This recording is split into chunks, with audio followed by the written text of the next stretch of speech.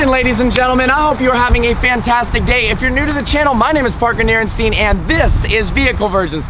No, this is not another buying a new Lambo video. Simply wanted to check out, I've driven by this dealership a ton, the Super Trofeo Stradale. So for those of you who have been following the channel for a while, you know I had a 2004 Gallardo in Giallo Midas, and oh, I miss that car so very much. And while I wouldn't buy an older Gallardo anymore, there is one that I would, and that is the Super Trofeo Stradale. So let's do a little walk around on this car so you can learn about it. This car, they only made 150 of these. This is the final, most hardcore edition Gallardo they ever made. They produced it from 2011 to 2013. Only 150 of them, a lot more raw. It weighed the same as the Superleggera, just a tad bit under 3,000 pounds.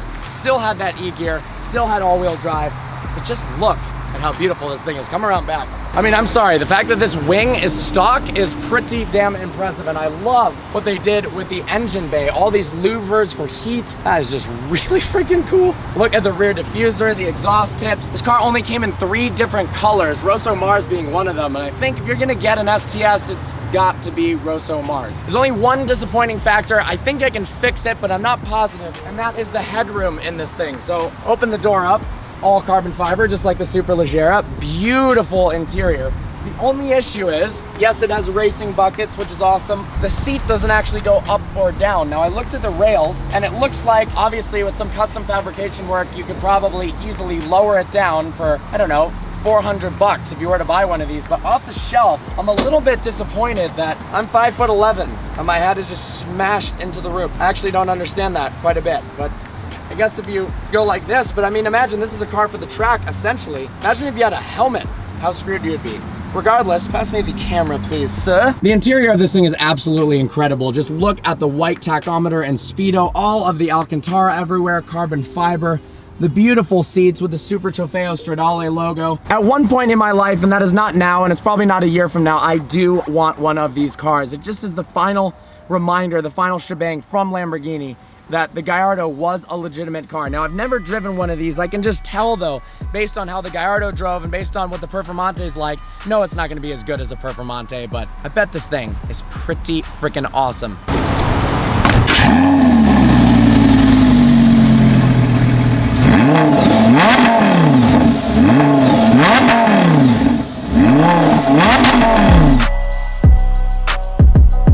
So I was in the area, figured I'd stop by at Ferrari at Beverly Hills, who has been so dang awesome with the whole Aperta thing. You guys are wondering where the Aperta is right now. It is actually being shipped back from Monterey. I put a bunch of miles on it, which is awesome, but I wanted to save the miles back from Monterey so I could drive it at the track and I could drive it around, because truth be told, I probably won't put more than 5,000 or 6,000 total miles on it. Bought it with 1,600, it's already well over 2,000. I don't want to get too ahead of myself, but certainly things like next Monterey Car Week, any special events, track events, driving with friends, I'm gonna drive the absolute crap out of that thing, because that is what it deserves.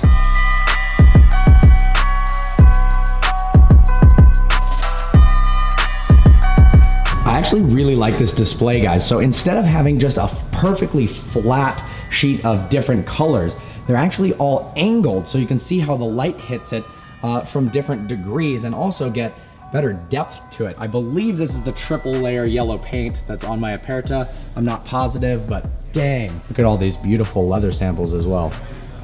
I love this 812 super fast model. That actually is so badass.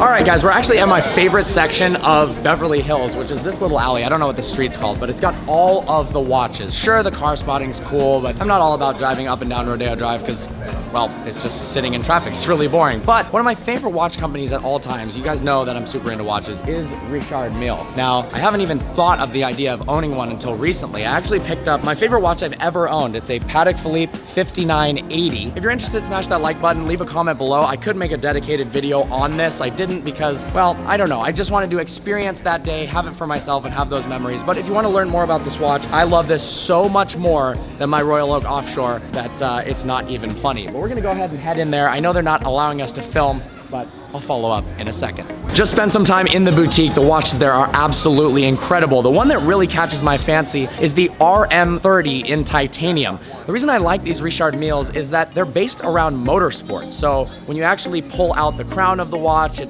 moves like a gear lever. A lot of these watches are based on RPMs, G-forces. They even had a watch in there that was like $650,000 that measured the G-forces of when you're driving a Formula One car. How freaking cool is that? And of course, they're a big sponsor of McLaren, and that's why you see a lot of Senna owners with Richard Mille.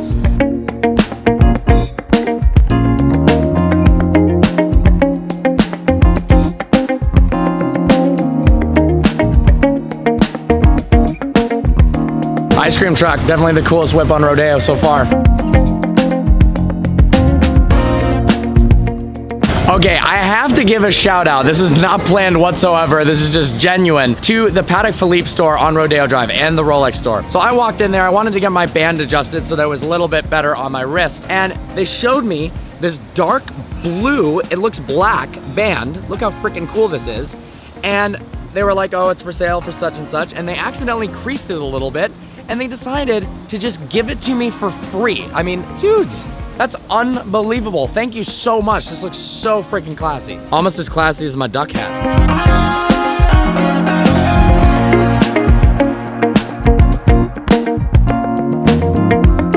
All right, guys, well, I think it's time to get some nice Italian food. I'm feeling super Italian right now. It doesn't have to be nice, just some quality Italian food. And then I'll meet you back at the house. We're gonna do a sick garage update where I can kind of describe what's going on, what's coming, what's going. Am I crazy? Yes, maybe, maybe not, but I think you guys are gonna quite enjoy the real, truthful, no clickbait, no BS update on all the cars. And the short summary is, every single one of the cars I said I got, guys, it's not bullshit, I got them.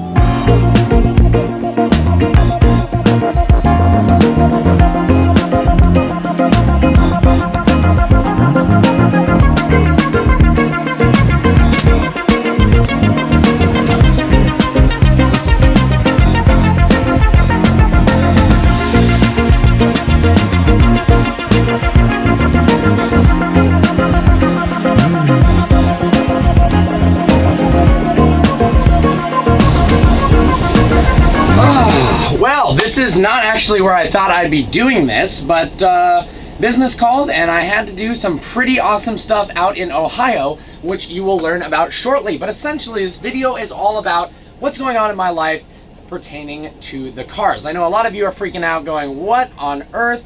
Why did he just buy all these cars all at once? And it's pretty simple. I finally started to get to a point where I can get cars that I've always wanted that don't go down in value. So yes, it's a lot of cars all at once, but the Aperta is the last naturally aspirated hardcore V8 Ferrari with a convertible. It should hopefully, considering how amazing the car is and with the restyling with the new one and the lack of naturally aspiratedness about it, go up in value. Same with the SVJ. It's going to be limited final edition, and if that car doesn't go up in value, it's unlikely to go too far down in value. So yes, these cars are a lot of money initially, and then I get to drive them, put them on Vehicle Virgins, own some of my ultimate dream cars, and not lose a bunch of money at the same time. It's like the coolest thing in the world, and that's why I know I've seen a little bit more chill in the videos recently, and that's because I don't feel like I need to exaggerate excitement anymore because I'm just freaking really excited with the way things are going right now. Mix it up here a little bit. What is going on with the garage? So currently, I have a couple cars. Let's start with the ones before this week of craziness. The E63. I'm actually leasing the E63. It makes sense for my business, makes sense for write-offs, it makes sense for the fact that every 2 years, a car like that as a daily, I'd like to swap it out, as I did with the S-Class and the E63. The difference is I actually love the E63 so much that I don't really want it to go away. So I'm a little bit, you know, trying to strategize on the E63 because I really, really love that car. The lease ends, I believe, like December of next year. So coming up kind of soon, actually. I gotta figure that out. The Huracán. I love the Huracán so much. The original plan was to eventually sell it, and it was going to use that as a down payment to upgrade to another car. Now, things have been going very well on Vehicle Virgins. Obviously, the only possible explanation for all of this is a massive trust fund. It couldn't possibly be hard work and dedication and any of that. That doesn't make any sense, actually. That's a joke, by the way. The good news is things have been going really well recently, so I'm gonna keep the Huracan. I love that car so much. I felt like it's grown with the channel, and I don't want to get rid of it. I'd love to see that car hit 50,000 miles, 100,000 miles, but it's not about the numbers. It's just about the experiences that come along with it. I feel like there's this drag race right now to who has the most amount of miles on their car.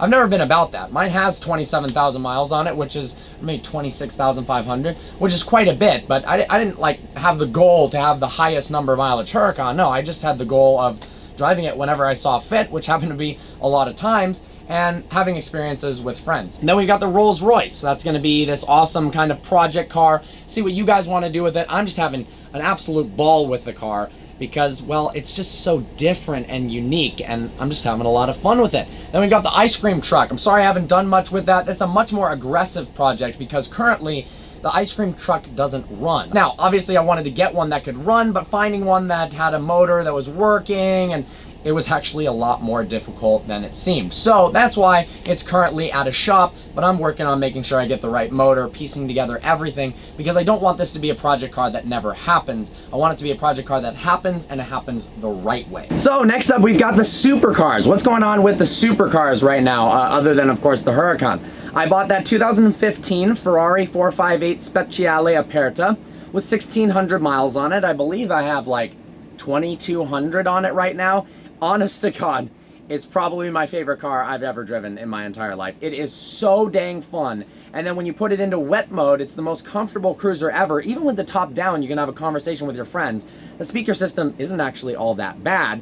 And although those types of things don't matter, the comfortableness and the speaker system, they do in a sense that it's such a perfect car that it is one of the most fun, raw, insane track cars, yet it has this other nature that it's comfortable and easy to drive without causing any compromises between the two. Yeah, the top adds a little bit of extra weight. You could get the Speciale instead, but I like the fact, though, that it's basically the same dynamics of the Speciale. Maybe the center of gravity is raised a tiny bit and it's a little heavier, but oh man, is it a fun to drive car. Then we've got the SVJ. So the SVJ, if you didn't see the video where I spec'd it out, I'm thinking of this kind of off-white matte color. Should look really cool. Got this battleship army vibe to it with some orange accents because it's a Lamborghini. You got to go a little bit wild. I mean, even the Ferrari is super wild, but funny enough, that yellow and blue, love it because it's like maize and blue, like University of Michigan. It also happened to be the launch color for the car. So it might not be everyone's taste, but that triple layer, if you see it in person, whew, it looks pretty good. So the SVJ, honestly, no idea when that's coming. Maybe March, maybe April. It's really obviously up to Lamborghini, my dealership, and when I get lucky enough to have one arrive. Then that brings us to the 600 LT. 600 LT, I love that car so much. That's gonna be kind of my daily driven supercar. Now I've got the Huracan. I'm gonna drive that maybe for more special occasions or longer trips because it just has a different meaning to me. I want the new car to just do kind of what I did with the Huracan, put miles on it, have all these experiences with a new car from a different brand. As you can see, yes, I love Lamborghini. Yes, I love McLaren and I love Ferrari, but I want to be able to experience all of them at once, and I can feel like I can get a better perspective on where the automotive industry is in the supercar world, convey that to you guys, and both a give and take relationship between trying to offer suggestions to brands to see maybe, hey, you could offer this little, if they had a button here instead of there, or this and that, and if they don't listen, that's fine. And if they do listen, that's awesome. What do I know? Not a whole lot, but I do have some decent suggestions, I feel like. But the 600 LT with the roof scoop, I will reveal the spec on that soon when I feel the timing is right, when I feel like I can get the car maybe in front of me and fully show off what I actually plan to do on the car. I think that should be a pretty neat experience. Hopefully going to be driving that in the near future. So that rounds out my current plans for the current cars. In terms of future cars, I think I'll make a different video about that. Let's just say right now, I think I'm gonna take a chill pill for a little bit anyways, because I've got a lot of cars coming. I've got to figure out garage space. In the future, there are some pretty cool things that I've at least planned, but not financially committed to. I wouldn't tell you guys something if I hadn't already financially committed to it. So all the cars that I mentioned, it's not clickbait, it's actually happening. You'll see them on the channel. The Aperto will be back soon. I got it shipped back. The 600 LT, I'm hoping January, February. The SVJ is going to be a little after that, but I'll try to bring the E63 and the Huracan back on the channel more, do some more reviews, because I love doing reviews for you guys. Well, I hope you guys enjoyed this video. Like always, please browse the channel and subscribe. I'm going to be doing a full review on this bad boy soon. I look forward to seeing you next video.